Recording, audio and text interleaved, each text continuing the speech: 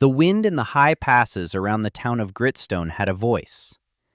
It was not the gentle whisper of lowland breezes, but a raw, scraping sound, like a great beast sharpening its claws on the granite bones of the mountain. It spoke of cold, of endings, and of a winter that was not merely coming, but was already coiled in the shadows, waiting. For Alara, newly widowed and newly dispossessed, that wind was the only constant companion in a world that had suddenly dissolved around her. Her husband, Liam, a man whose quiet strength had been her anchor, now lay buried under 1,000 tons of the very rock he had sought to conquer, a victim of the great collapse in the onyx vein mine. The company had called it a tragedy.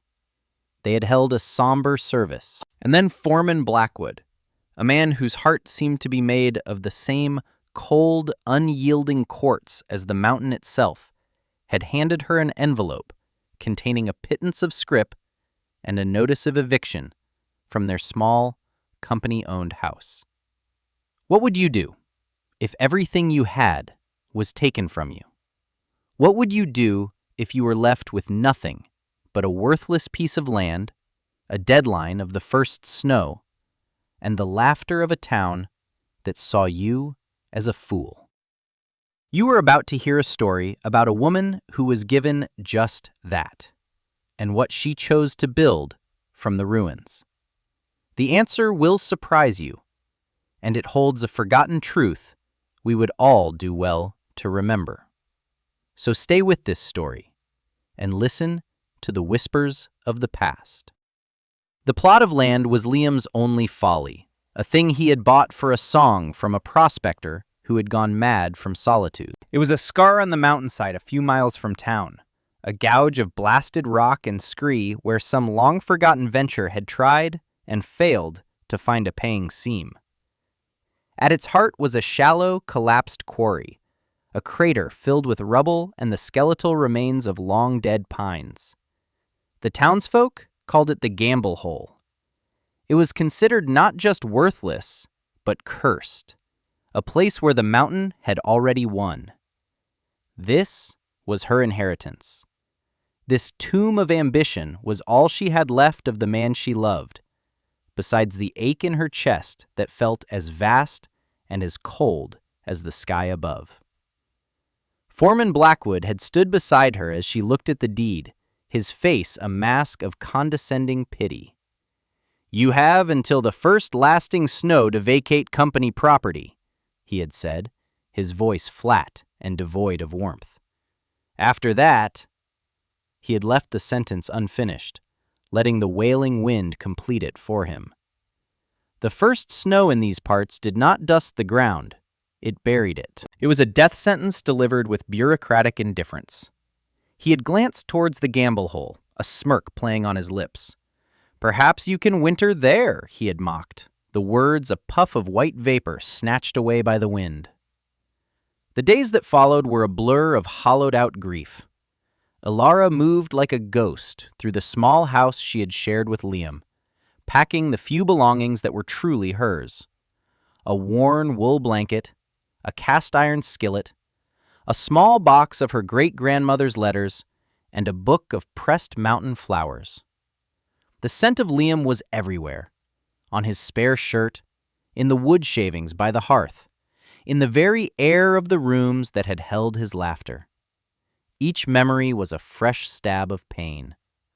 The chorus of doubters, the good people of Gritstone, offered their condolences. They brought by casseroles and offered thin, useless sympathies. She saw the pity in their eyes, quickly followed by a flicker of calculation. They were wondering when she would leave, when her sad story would become someone else's problem. They were practical people, miners and their wives. They knew the brutal arithmetic of the mountain. A lone woman with no resources had no place here. Her last day in the company house was cold and clear. The sky was a brilliant, unforgiving blue, and the distant peaks were already capped with a threatening mantle of white. She loaded her meager possessions onto a small handcart Liam had built. As she closed the door for the final time, the latch clicking shut with an awful finality, she felt a despair so profound it threatened to swallow her whole. The walk to the gamble hole was a pilgrimage into ruin. The town fell away behind her, its neat rows of wooden houses and plumes of smoke looking like a fragile, temporary dream against the immensity of the stone. She arrived at the lip of the collapsed quarry as the sun began to dip behind the western ridge, painting the sky in fiery strokes of orange and purple. The beauty of it felt like a personal insult. The wind howled through the crater, a mournful symphony played on shattered rock and splintered wood. This was it, the end of the line. A gaping wound in the earth that mirrored the one in her soul. She sank to her knees on the cold ground, the handcart's wooden handles slipping from her numb fingers. The weight of it all, the loss, the loneliness, the sheer impossibility of survival crashed down upon her. Tears she thought she no longer had streamed down her face, freezing on her cheeks. She was going to die here. Blackwood was right. She had come to her own grave. The sun vanished, and the world plunged into the deep, star-dusted twilight of the high altitudes. The cold began to seep into her bones, a lethargy that promised the false peace of oblivion. She sat there for hours, a small, dark shape against the vast, indifferent landscape, letting the cold have its way. Her mind was a wasteland, scoured clean of thought and hope. She was nothing, a fleeting breath in the face of an eternal winter. She closed her eyes, ready for the end. But then, something shifted. It was not a sound, but a feeling. A subtle change in the texture of her despair. A tiny, insistent splinter of defiance lodged itself in the numb emptiness.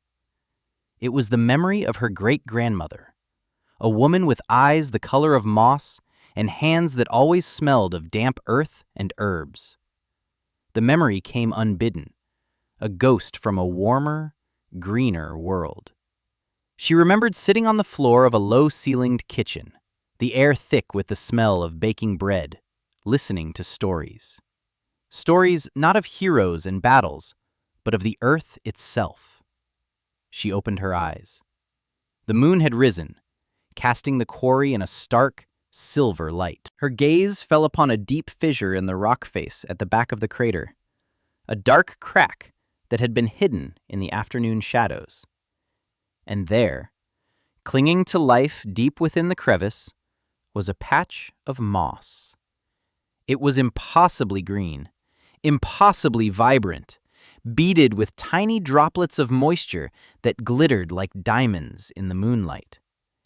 In this arid, wind-blasted place, where every other living thing was brittle and brown, this moss was thriving.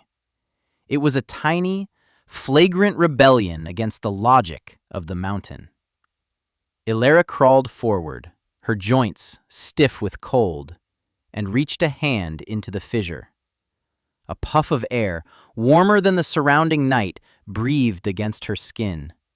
It was faint, but it was undeniable. It smelled of deep earth, of stone that had never known the frost. The earth was breathing. And with that single, tactile sensation, the dam of her grief broke. But what flooded through was not sorrow. It was a cold, clear, diamond-hard fury. The words of her great-grandmother, dismissed as folk tales and old wives' wisdom by her more practical parents, came rushing back. "The mountain has a heart," the old woman's voice echoed in her memory, a voice like stones rolling in a dry creek bed. "Stupid men try to break it to steal its treasures. Wise women know its heart is warm, and if you ask politely, it will share its fire." She had spoken of homes dug into the south-facing hills, houses that borrowed the deep, constant warmth of the earth to mock the winter, and used the cool of the deep rock to laugh at the summer sun. They were not tombs, they were wombs. Alara pulled her hand back and looked at her fingers, then at the impossible patch of green. She looked at the tons of rubble filling the quarry. She looked at the vast, cold sky. The despair was gone, burned away by a sudden, incandescent certainty.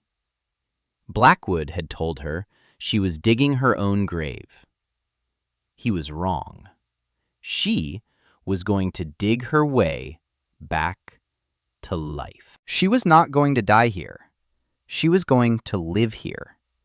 A quiet, unshakable resolve settled over her, as solid and as deep as the mountain itself. The wind still howled, but she no longer heard it as a threat. It was just noise. The real power, the real truth, was silent and deep beneath her feet. The next morning, Alara walked back into Gritstone. She did not go to the church for charity or to the company office to beg. She went to Silas's general store, a cluttered, wonderful place that smelled of coffee beans, leather, and sawdust. Silas was a quiet man, a timber cruiser in his youth who had seen more of the mountain's true face than most. He watched the world with patient, observant eyes from behind a counter worn smooth by a century of transactions. He had been kind to Liam, and he had always greeted Alara with a respectful nod, not the pitying glances she got from others. She stood before him, her face smudged with dirt, and her eyes holding a new, unnerving light. "Silas," she said, her voice steady, "I need to run a line of credit." He polished the glass jar with a soft cloth, his movements slow and deliberate. "For what, Alara?" "A heavy-duty shovel, a pry bar, 2 buckets, rope, and as much dried meat and flour as the rest will buy me." Silas stopped polishing and looked at her. Really looked at her. He saw the grief, but he also saw something else beneath it, something hard and purposeful. He saw the set of her jaw. He knew the story of the gamble hole. He knew what Blackwood and the others were saying. He looked at her calloused hands, hands that had known work. "That's a tall order for a woman with no prospects," he said, not unkindly, but as a statement of fact. "My prospect is the earth," she replied, the words simple and direct. "I intend to build in the quarry." A flicker of something, surprise, then a deep, slow-dawning respect moved in his eyes.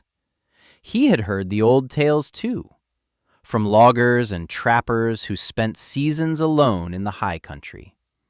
Tales of sheep herders' winter shelters dug into hillsides, places that stayed warm with just a single candle.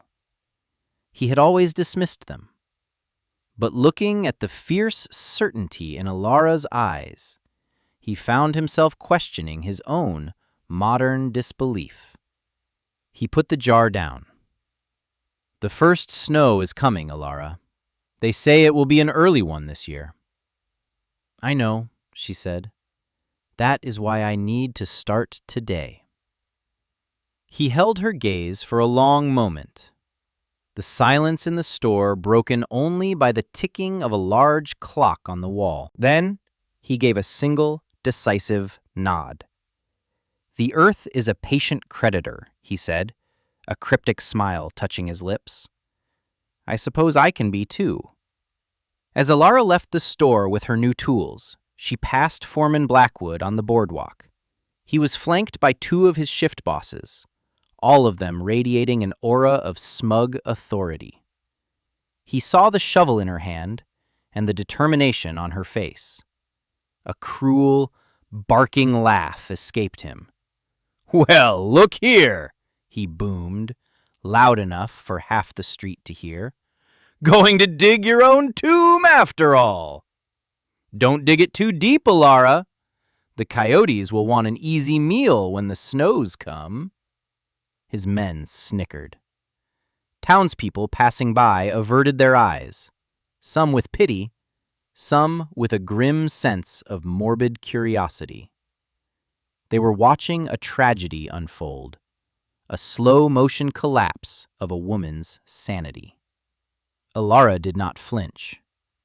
She did not shout back.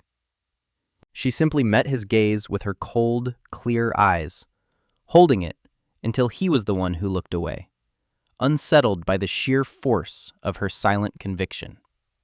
She adjusted her grip on the shovel, its smooth, new wood a promise in her hands, and walked away from the town towards her mountain.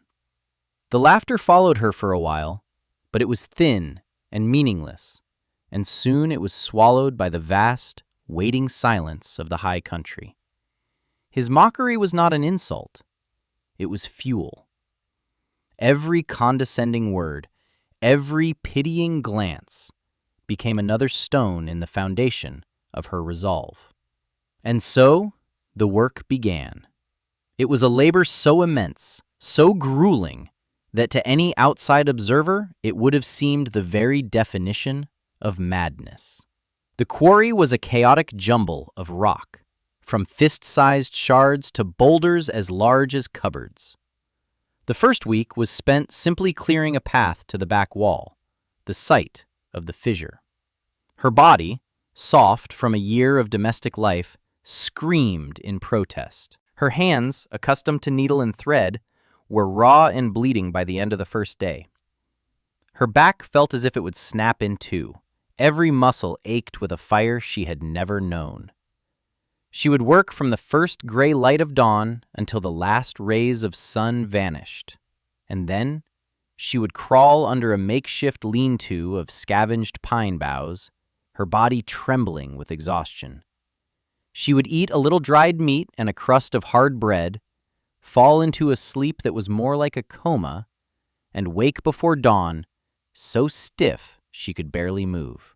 And then she would do it all again. She lifted another stone, and another, and another. The work was brutal, but it was honest. It was a conversation with the mountain, a negotiation with gravity and stone. She learned the language of leverage, using her pry bar not as a tool of brute force, but as an extension of her will, finding the precise point of balance where a massive rock would groan, shift, and surrender. She learned to read the grain of the granite, to see the fracture lines before they gave way. Her mind, which had been a whirlwind of grief and fear, grew quiet. There was no room for sorrow when all of her being was focused on the single, overriding task of moving the next rock. The sheer physical reality of the labor scoured her clean. Slowly, miraculously, a change began to occur. The pile of rubble shrank. A cleared space, a level floor, began to emerge at the base of the rock face. Her body, too, began to transform. The blisters on her hands hardened into a thick, protective layer of calluses.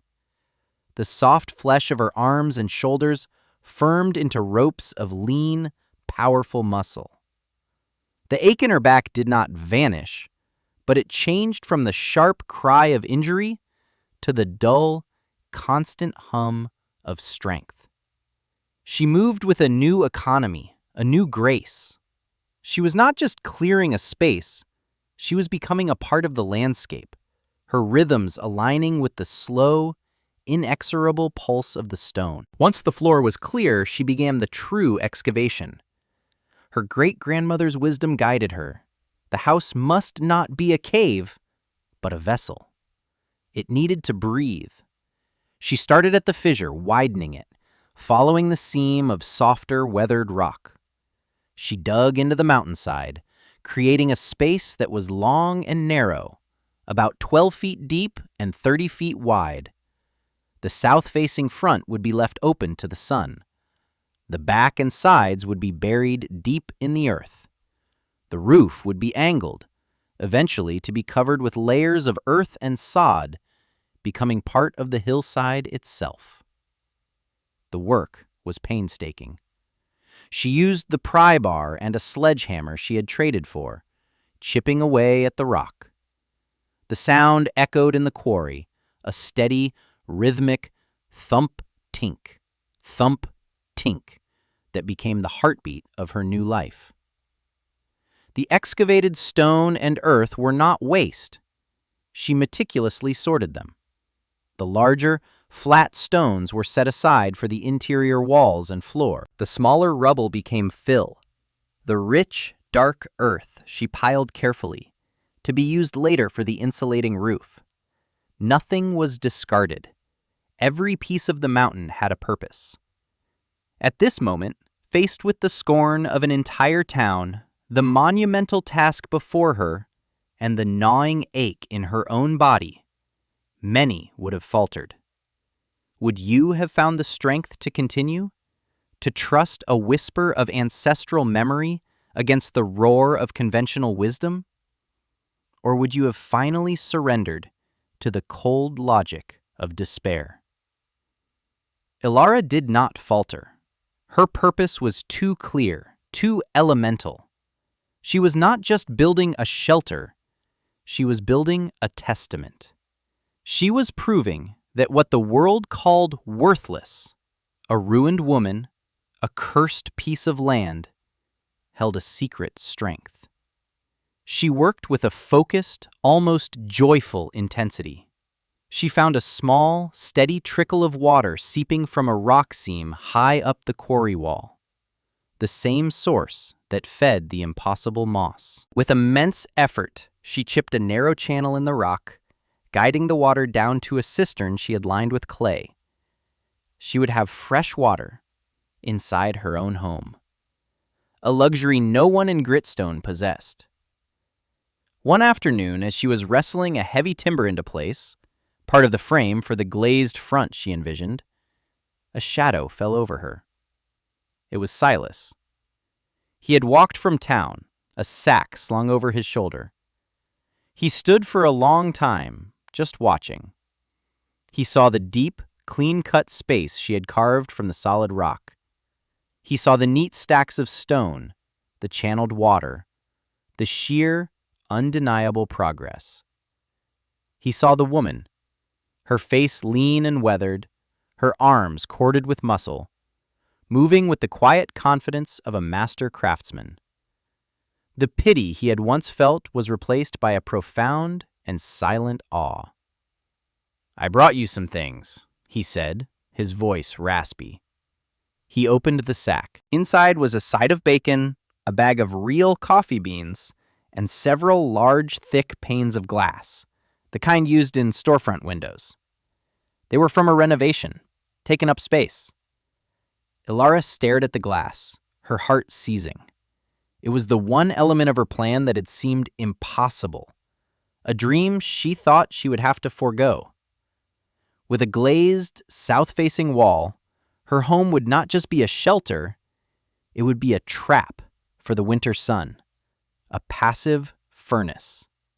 "I cannot pay you for this," she whispered, her voice thick with emotion. Silas just shook his head, a rare, genuine smile on his face. "The mountain is a patient creditor," he repeated. "Consider it an investment in a sound enterprise." He gave her a single, respectful nod, a gesture that meant more to her than 1,000 words of praise. And then he turned and walked away, leaving her with the gift that would complete her vision. It was the first crack in the wall of public disbelief, a small act of faith that fortified her spirit more than any food could. She built the front wall with a stone foundation and a sturdy timber frame, setting the precious glass panes at a precise angle to catch the low winter sun. She built a heavy, insulated door from salvaged planks. For the roof, she laid thick timbers, then a layer of waterproof pitch she made from pine resin, than a deep, heavy blanket of the earth she had so carefully saved.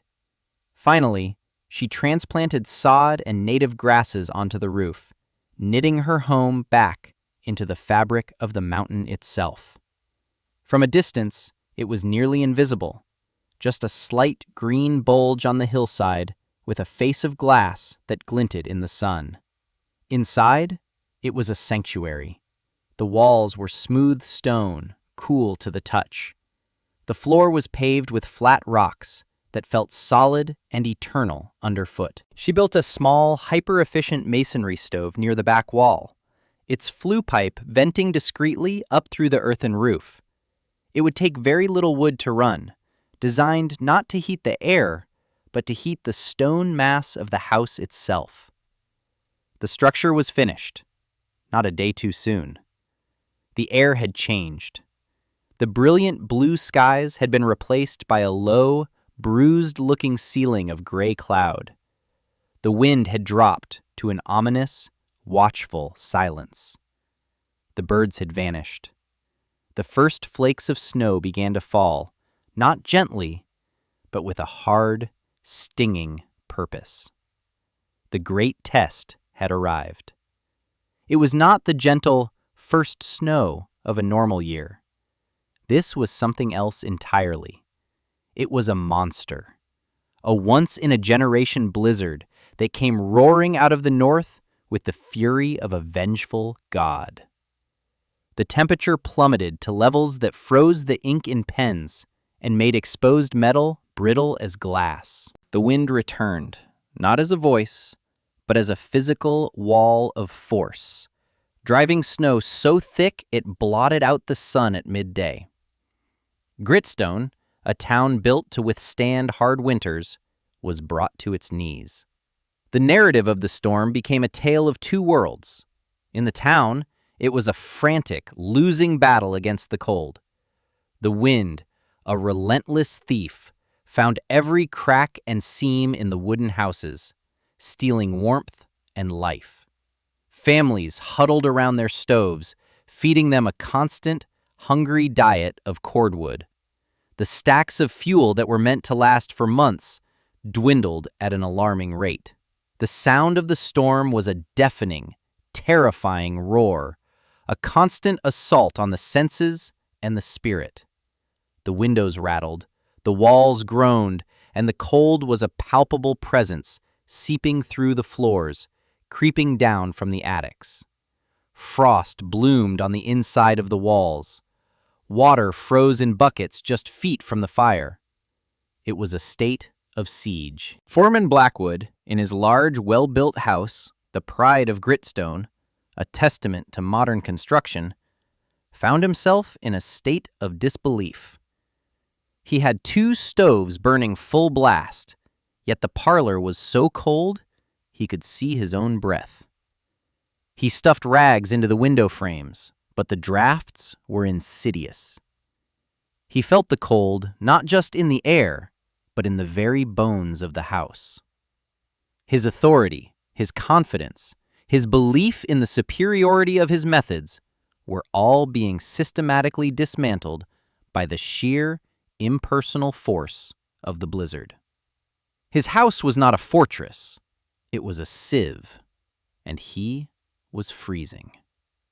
The mockery he had directed at Alara now seemed like the babbling of a fool.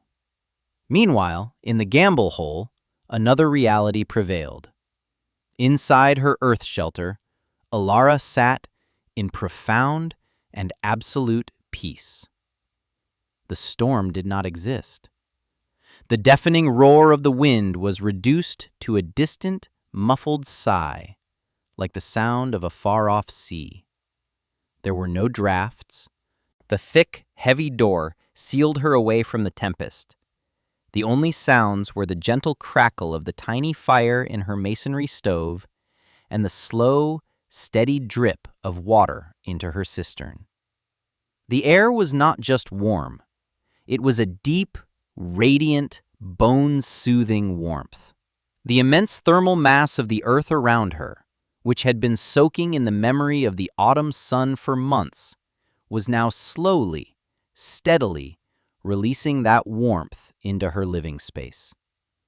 The stone walls, the packed earth roof, the rock floor, they were all a massive, silent furnace that the storm could not touch. She had to feed her stove only a few small pieces of wood twice a day, just enough to keep the masonry core at temperature. She sat at a small table she had made, mending a tear in her shirt, the light from a single candle and the soft glow from the stove filling the space with a gentle amber light. She was not fighting the storm. She was not enduring the storm. She was, for all intents and purposes, ignoring it. She had not built a barrier against nature. She had burrowed into its calm, warm heart. For 3 days and 3 nights the blizzard raged. In town, desperation gave way to genuine fear. Wood supplies ran out. Houses went cold. The doctor's small stock of medicine froze solid. People began to suffer from frostbite inside their own homes. The conventional wisdom, the sturdy wooden houses, the big, inefficient stoves, it had all failed. The town that had prided itself on its toughness was being broken. Then, on the 4th morning, the world fell silent. The wind died. The snow stopped. A strange, luminous twilight filtered through the buried windows of Gritstone. The storm was over. It had left behind a world transformed, a landscape of impossible, sculptural beauty and profound, deadly danger. The snow was piled in drifts 20 feet deep, burying smaller structures entirely, sealing people inside their homes. Silas was one of the first to dig himself out. His store was sturdier than most houses, and his personal quarters were in the cellar. He had fared better than many, but his mind was not on his own survival. It was on the woman at the gamble hole. He was consumed by a terrible, gnawing certainty that she was dead. No lean-to, no makeshift shelter could have survived that tempest. He felt a pang of guilt for encouraging what he now saw as her suicidal folly. Bundling himself in every layer he owned, he began the arduous, exhausting task of breaking a trail through the monolithic drifts, heading out of town. The journey, which normally took less than an hour, consumed the entire morning. The world was a uniform, blinding white. The sun on the snow was dazzling. There were no landmarks, just a rolling ocean of white under a painfully blue sky. He navigated by instinct, by the memory of the ridges and the position of the sun. He expected to find nothing at the gamble hole, perhaps a slight mound where her shelter had been, a grave marker of snow. He dreaded what he would find, or what he would not find. When he finally crested the last ridge and looked down into the quarry, his heart sank. It was filled almost to the brim with snow, a smooth, undisturbed bowl of white. It was over. She was gone. He stood there for a moment, his breath pluming in the frigid air, a profound sadness settling over him. He had been a fool to believe. But then he saw it. A tiny, almost imperceptible detail. A thin wisp of gray smoke rising from a small pipe barely poking through the surface of the snow. It was a ghost of a signal, a fragile plume of vapor against the immense white. Hope, sudden and fierce, surged through him. He floundered down the slope, plunging into waist-deep powder, shouting her name. "Ilara! Ilara!" His voice was swallowed by the vast, snowy silence. For a moment, there was no response. Then, a section of the snow-covered slope near the back of the quarry seemed to shift. A heavy, dark shape, a door, swung inward, revealing a rectangle of impossible, golden light. Alara stood there, silhouetted against the warmth, squinting in the bright sun. She wore a simple wool shirt, her sleeves rolled up to her elbows. Silas stumbled to a halt a few feet away, speechless. A wave of warm, moist air washed over him, smelling of coffee, wood smoke, and damp earth. It was the most astonishing, most miraculous sensation he had ever felt.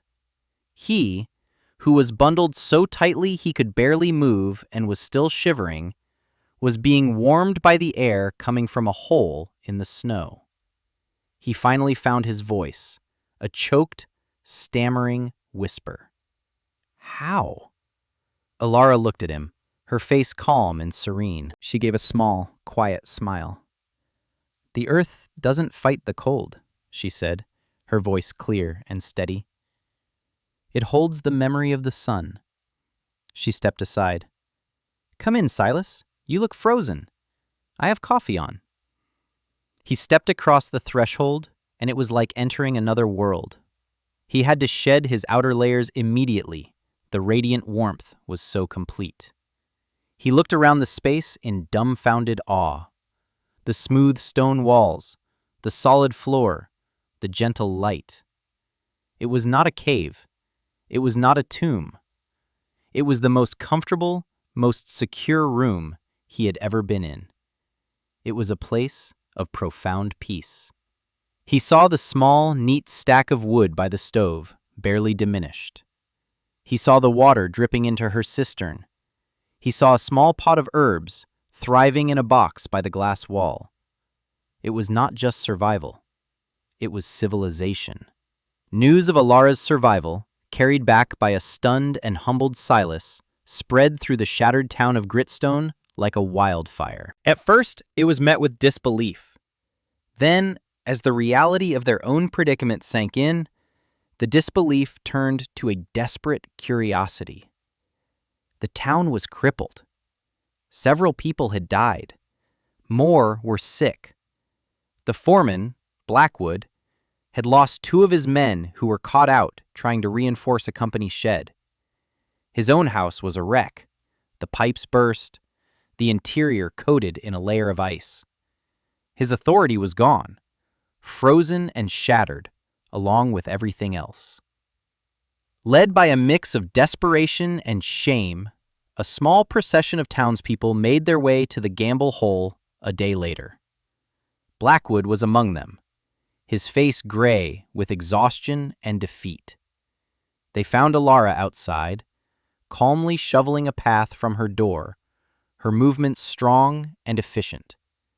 They saw the impossible shelter, the wisp of smoke, the truth of Silas's story.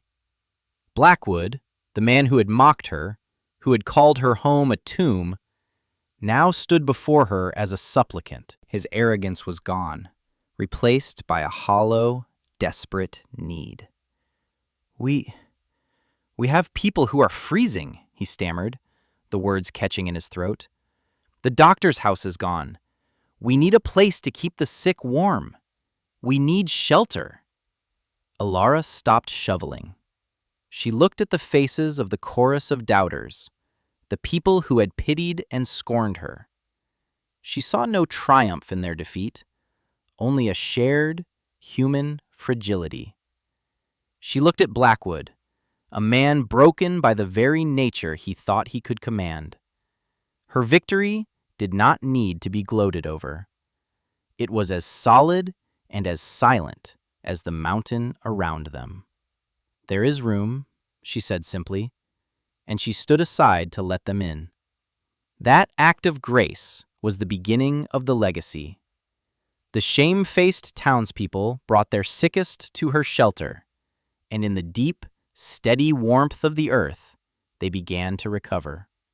They saw firsthand the truth of her great-grandmother's wisdom. They felt the radiant heat from the stones. They understood. When the thaw finally came and the full extent of the devastation was revealed, the people of Gritstone did not ask the company for help. They went to Alara. They did not come with pity or scorn. but with a humbled respect that bordered on reverence. They came to the woman they had called a fool and asked her to be their teacher. And she taught them. She shared her knowledge freely, holding nothing back. She taught them how to read the land, to find the south-facing slopes, to see the hidden thermal potential of the earth. She taught them the principles of the sun trap, of the masonry stove, of the living roof. She did not give them a blueprint to copy. She gave them a philosophy to understand. Work with the mountain, she told them, not against it. Do not fight the winter. Borrow the memory of the sun. Do not discard what seems broken. Find its hidden purpose. The town of Gritstone rebuilt, but they did not rebuild the same tall, drafty wooden houses that had failed them. They began to dig. All along the south-facing slopes, new homes began to appear, homes that were half buried in the hillside, their glass faces tilted to the sky.